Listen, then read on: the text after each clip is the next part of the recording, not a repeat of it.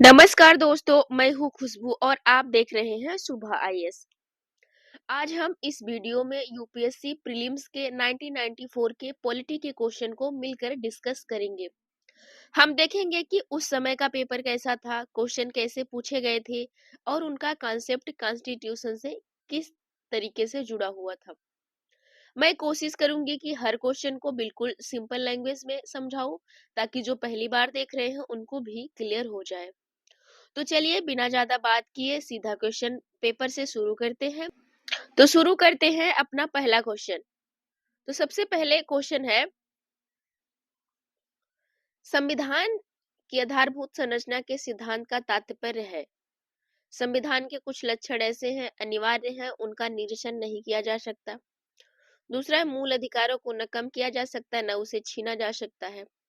तीसरा है, संविधान का संशोधन केवल 368 में विहित प्रक्रिया के द्वारा ही किया जा सकता है। संविधान की उद्देशिका का संशोधन नहीं किया जा सकता क्योंकि वह संविधान का भाग नहीं और ना ही वह संविधान की आत्मा को प्रतिबंधित करती है।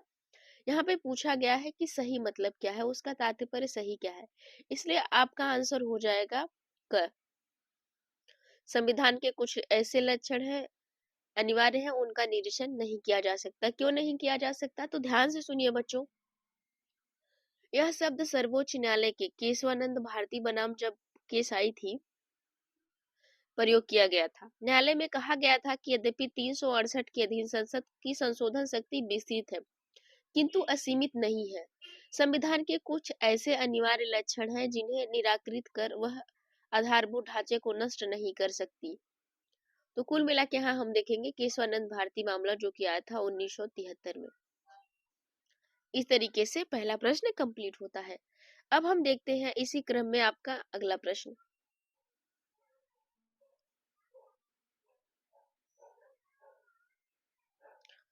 तो अगला प्रश्न क्या कहता है?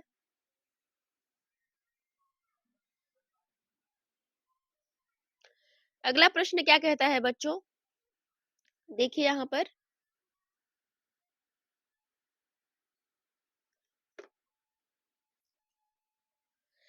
कि भारत में समाचार पत्रों की स्वतंत्रता, भारत में समाचार पत्रों का स्वतंत्रता। पहला है आप सबके सामने, संविधान के अनुच्छेद 19(1) क में विशेष रूप से उपबंधित है। दूसरा है कि संविधान के अनुच्छेद 1 के सबसेक्शन क में प्रत्ययभूत अभिव्यक्ति के व्यापक स्वतंत्रता में निहित है।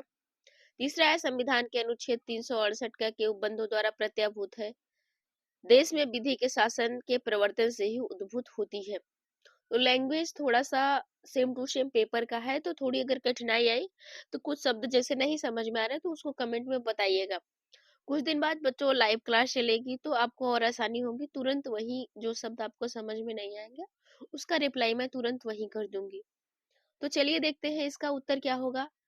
तो देखिए, पत्रों का स्वतंत्रता की बात की गई है। तो देखिए, भारत के संविधान में समाचार पत्रों एवं प्रेस की स्वतंत्रता का अलग से किसी भी अनुच्छेद में उल्लेख नहीं किया गया है, परंतु प्रेस की स्वतंत्रता संविधान के भाग 3 के अंतर्गत, संविधान के भाग 3 के अंतर्गत जो है कि भाग 3 के अंतर्गत जो 19 का 1 सबसेक्शन क में दिया गया है, अलग से नहीं दिया गया है लेकिन इसी के तहत दिया गया है समाचार पत्रों की स्वतंत्रता को। तो इसी में अभिव्यक्ति की स्वतंत्रता के व्यापक परिप्रेक्ष्य में सम्मिलित किया गया है। इस तरीके से आप सबका सही उत्तर हो जाएगा बी।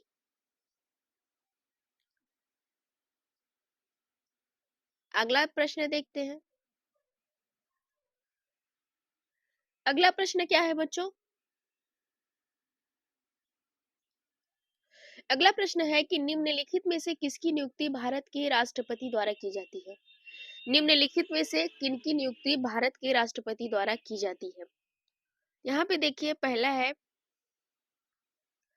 है आपका कि वित्त आयोग के अध्यक्ष, दूसरा है योजना आयोग के उपाध्यक्ष, तीसरा है संघ राज्य क्षेत्र के मुख्यमंत्री। तो यहाँ पर देखिए बच्चों, जैसा कि आप सब जानते हैं कि भारतीय संविधान के अनुच्छेद 280 में 280 जो है आपका वो वित्त आयोग से जुड़ा हुआ है, वित्त आयोग से जुड़ा हुआ है।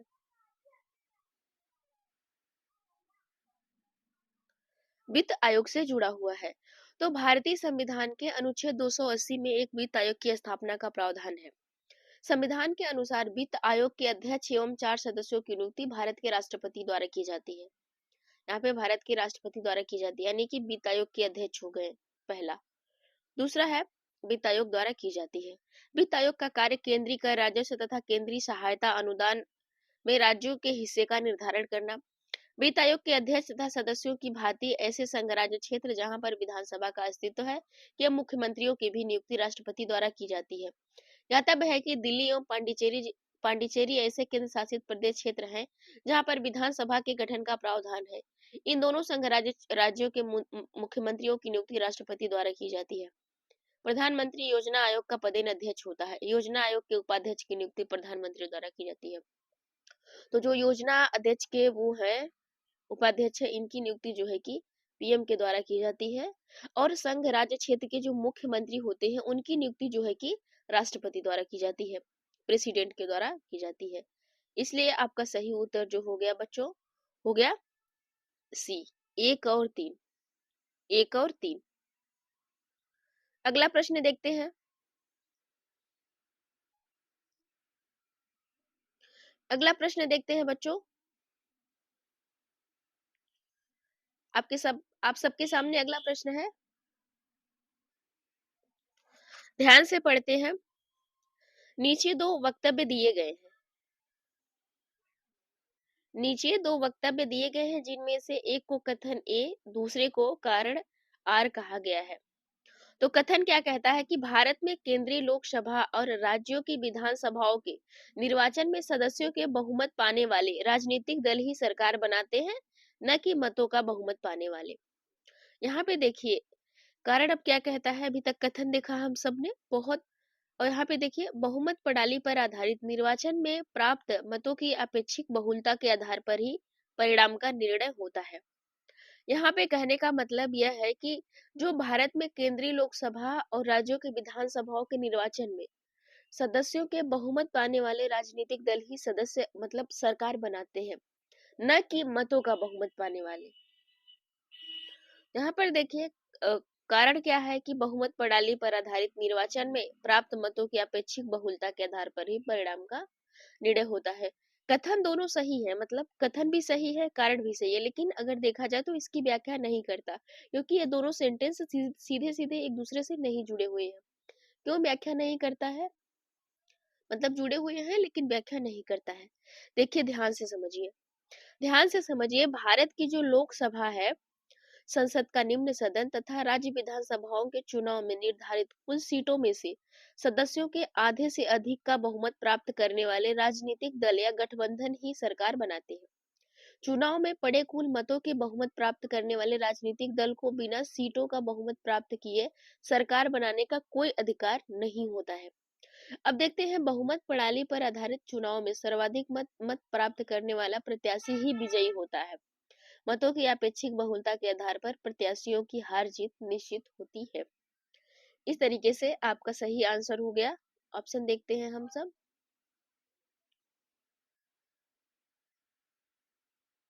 सही आंसर आपका हो जाएगा बी। ए और आर दोनों सही है, लेकिन जो है कि आर ए की व्याख्या नहीं करता है, इसलिए आपका सही आंसर हो जाएगा बी। अगला प्रश्न देखते हैं बच्चों अब।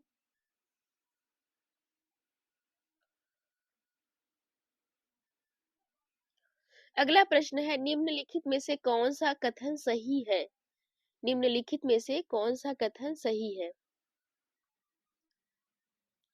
पहला है कि राज्यसभा के सभी सदस्यों का निर्वाचन राज्यों की विधानसभाएं करती हैं।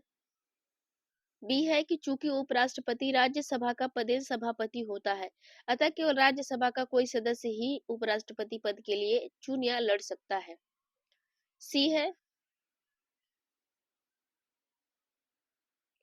सी है कि लोकसभा और राज्यसभा में इस बात में अंतर है कि लोकसभा का प्रत्याशी भारत के किसी भी राज्य से चुनाव लड़ सकता है, पर राज्यसभा का प्रत्याशी सामान्यतः वहीं का होना चाहिए जहां से वह प्रत्याशी बन रहा है। अगला है कि भारत के संविधान में राज्यसभा के नामित सदस्य की मंत्री पद पर नियुक्ति का स्पष्ट रूप से निषेध है। तो प्रश्न में क्या कहा गया था, कौन सा कथन सही है, तो इसलिए आपका सही कथन हो जाएगा सी। यही अंतर होता है, लोकसभा और राज्यसभा में इस बात का अंतर होता है। लोकसभा का प्रत्याशी भारत के किसी भी राज्य क्षेत्र से चुनाव लड़ सकता है, क्योंकि लोकसभा का चुनाव अलग होता है, राज्यसभा का चुनाव अलग होता है। तो राज्यसभा में क्या होता है कि प्रत्याशी जो होता है सामान्यतः वहीं का होना चाहिए जहां से वह चुनाव लड़ रहा है। इस तरीके से आपका सही उत्तर हो जाएगा सी। तो देख बच्चों, अब अगला प्रश्न देखते हैं। निम्नलिखित में से कौन सा यह निर्धारित करता है कि भारतीय संविधान परिसंघीय है? निम्नलिखित में से कौन सा यह निर्धारित करता है कि भारतीय संविधान परिसंघीय है? कहने का मतलब है कि कॉन्स्टिट्यूशनल इज फेडरल। तो पहला है कि संविधान लिखित और अनम्य है। बी है कि न्यायपालिका स्वतंत्रता है। सी है अवशिष्ट शक्तियों का केंद्र में निहित होना। डी है केंद्र और राज्यों के बीच शक्तियों का वितरण। तो बच्चों, जैसा कि आप सब जानते हैं कि भारतीय संघ व्यवस्था पर भली भांति दृष्टिपात करने से जो तथ्य सामने आता है वह यह है कि यद्यपि हमारे संविधान का स्वरूप संघात्मक है, तथापि उसकी आत्मा एकात्मक है। दूसरे शब्दों में, जहां एक तरफ संघात्मक व्यवस्था अपनाने पर भी हमारे संविधान का झुकाव एकात्मक व्यवस्था की ओर अधिक है, वहीं दूसरी तरफ केंद्र और राज्यों के बीच शक्तियों के वितरण से स्पष्ट होता है कि भारत का संविधान परिसंघीय है। यहाँ पे इसलिए आपका जो उत्तर हो जाएगा डी हो जाएगा। इससे स्पष्ट होता है, कहने का मतलब यह है कि केंद्र और राज्यों के बीच शक्तियों का वितरण से यह स्पष्ट होता है कि भारत का संविधान परिसंघीय है। एक संघात्मक शासन व्यवस्था के लिए कुछ शर्तों का होना आवश्यक होता है। शासन व्यवस्था के लिए कुछ शर्तों का होना आवश्यक है, न कि संघीय व्यवस्था के लिए। जैसे लिखित एवं अनम्य संविधान हो, शक्तियों का विभाजन हो, स्वतंत्र न्यायपालिका हो, संविधान की सर्वोच्चता हो। उपर्युक्त विकल्पों में से एक से अधिक विकल्प सही है, परंतु सर्वाधिक मान्य विकल्प केंद्र और राज्यों के बीच शक्तियों का वितरण सही है।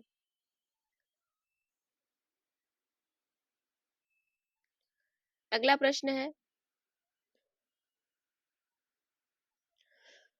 प्रश्न है आप सबके सामने।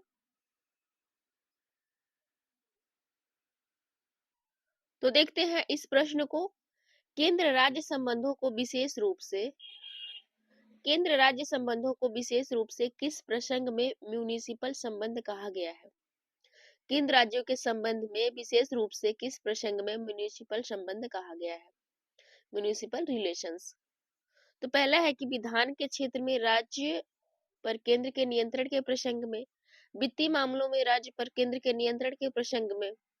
सी है प्रशासनिक क्षेत्र में राज्य पर केंद्र के नियंत्रण के प्रसंग में। डी है योजना प्रक्रिया में राज्य पर केंद्र के नियंत्रण के प्रसंग में। तो इस प्रश्न को ध्यान से समझते हैं। यहाँ पे क्या कहा गया है कि केंद्र राज्य संबंधों को किस विशेष प्रसंग में म्युनिसिपल संबंध कहा गया है। यहाँ पर देखिए कि यह विश्लेषण वित्तीय मामलों में राज्य पर केंद्र के नियंत्रण के प्रसंग में कहा गया है। वित्तीय मामलों में राज्य पर केंद्र के जो है कि उसके मामले में कहा गया है तो यहाँ पर देखते हैं, क्योंकि प्रचलित व्यवस्था के अनुसार करों से प्राप्त होने वाली आय का प्रधान भाग केंद्र के हिस्से में आता है। जैसा कि आप सब जानते हैं, प्रधान भाग जो है केंद्र के हिस्से में आता है।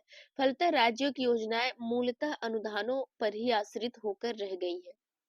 यह बात उस समय विशेष रूप से कही जाती है जबकि केंद्र व राज्यों में पृथक राजनीतिक दल की सरकार हो। अतः विकल्प बी को सही विकल्प माना जाएगा। इसलिए आपका सही उत्तर हो जाएगा बी, वित्तीय मामलों में राज्य पर केंद्र के नियंत्रण के प्रसंग में। अब आगे देखते हैं, अगला प्रश्न देखते हैं।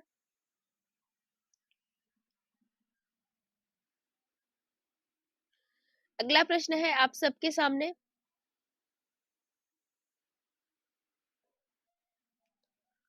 देखते हैं अगला प्रश्न। प्रश्न संख्या 8 है, उच्चतम न्यायालय की परामर्शी अधिकारिता के विषय में निम्नलिखित में से कौन सा कथन सही है? कथन सही पूछा गया है। सही कथन पूछा गया है।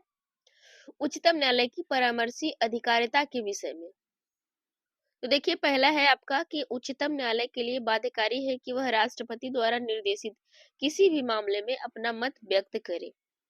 किसी भी मामले में अपना व्यक्त करे, यह स्टेटमेंट गलत हो जाएगा। परामर्शी अधिकारिता की शक्ति के अधीन प्राप्त किसी निर्देश पर उच्चतम न्यायालय की पूर्ण पीठ सुनवाई करती है। यह ऑप्शन आपका सही हो जाएगा, 2।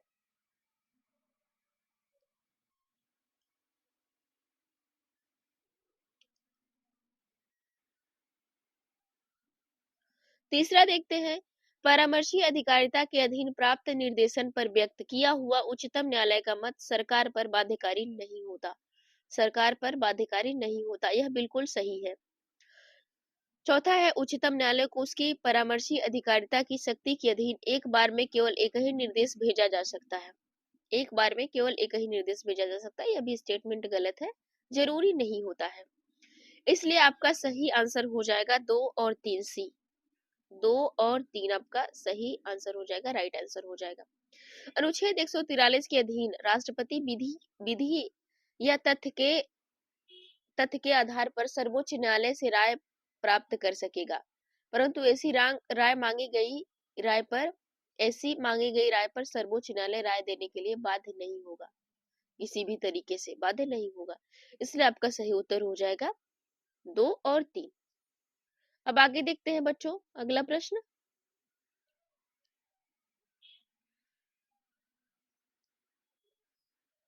अगला प्रश्न है, भारत के विभिन्न निर्वाचन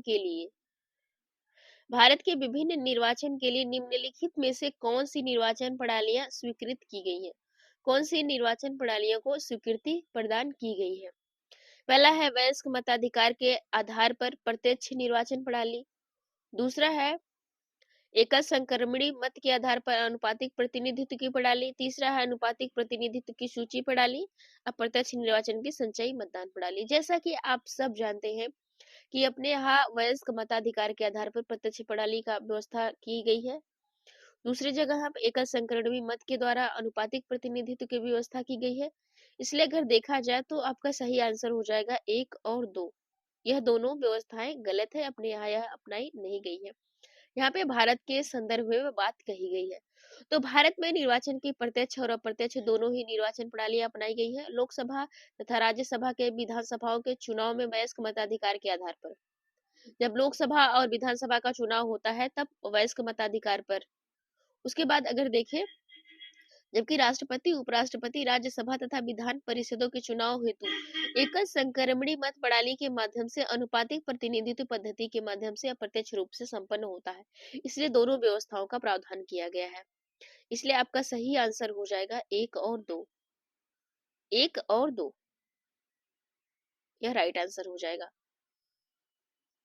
अब अगला प्रश्न, तो बच्चों अगला प्रश्न देखते हैं, आप सबके सामने है निर्गत मत सर्वेक्षण एग्जिट पोल के विषय में निम्नलिखित में से कौन सा कथन सही है? यहाँ पे देखिए एग्जिट पोल के बारे में पूछा गया है सही कथन।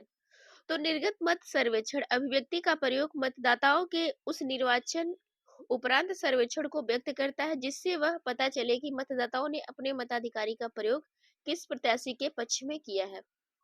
दूसरा है कि निर्गत मत और जनमत सर्वेक्षण ओपिनियन पोल एक ही बात है। अब यहाँ पे देखते हैं सी, निर्गत मत सर्वेक्षण वह युक्ति है जिससे मतदाता के परिणामों के विषय में अधिकतम सही पूर्वानुमान किया जा सकता है। डी है कि निर्गत मत सर्वेक्षण हाल ही में मुख्य निर्वाचन आयुक्त द्वारा निकाली गई प्रशासनिक युक्ति है जिससे पर रूप धारण करके मतदान रोका जा सकता है। तो यहाँ पर देखिए इसका जो सही आंसर आपका हो जाएगा, सही आंसर जो आपका हो जाएगा ए हो जाएगा।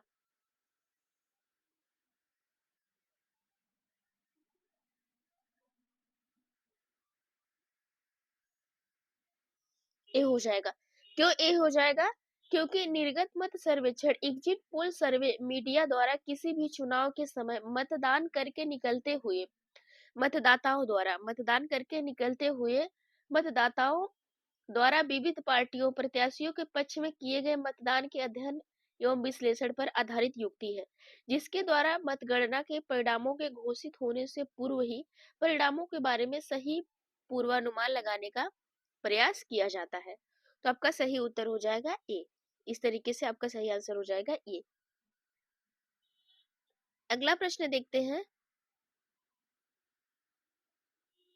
भारत के निर्वाचन आयोग के निम्नलिखित में से कौन से कृत्य हैं? यहाँ पे निर्वाचन आयोग के काम के बारे में पूछा गया है।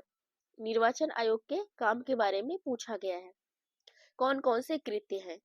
तो पहला है लोकसभा के अध्यक्ष और उपाध्यक्ष तथा राज्यसभा के सभापतियों के पदों के लिए निर्वाचित करना। बिल्कुल गलत है। नगर पालिकाओं और नगर निगम के लिए निर्वाचन कराना, जो कि गलत है, क्योंकि इसके लिए राज्य निर्वाचन आयोग चुनाव करवाता है। निर्वाचनों से उत्पन्न सभी संदेहों और विवादों का निर्णय यह भी इसका काम नहीं होता है। अगला देखते हैं। निम्नलिखित कूटों का सही आंसर कीजिए। इसलिए यहाँ पे कोई विकल्प सही नहीं होगा, कोई विकल्प सही नहीं होगा। अगर देखें तो राज्य निर्वाचन आयोग करवाता है। संकेत 3 के लिए न्यायालय है। जब कोई बात आती है तो उसके लिए हम हाई कोर्ट, सुप्रीम कोर्ट जाते हैं। इसलिए आपका सही उत्तर हो जाएगा डी। यहाँ पे कोई भी कथन सही नहीं है। आज के वीडियो में इतना ही। अगर आपको यह डिस्कशन थोड़ा सा भी यूजफुल लगा हो तो ये वीडियो को लाइक कर सकते हैं। अगर आपको लगता है कि किसी और को भी मदद मिलेगी तो शेयर भी कर सकते हैं। चैनल पर ऐसे ही यूपीएससी के पुराने क्वेश्चन पेपर को सिंपल तरीके से डिस्कस करते रहेंगे। तो आप चाहें तो सुबह आईएएस को सब्सक्राइब कर सकते हैं। मिलते हैं अगले वीडियो में। धन्यवाद। Thanks for watching.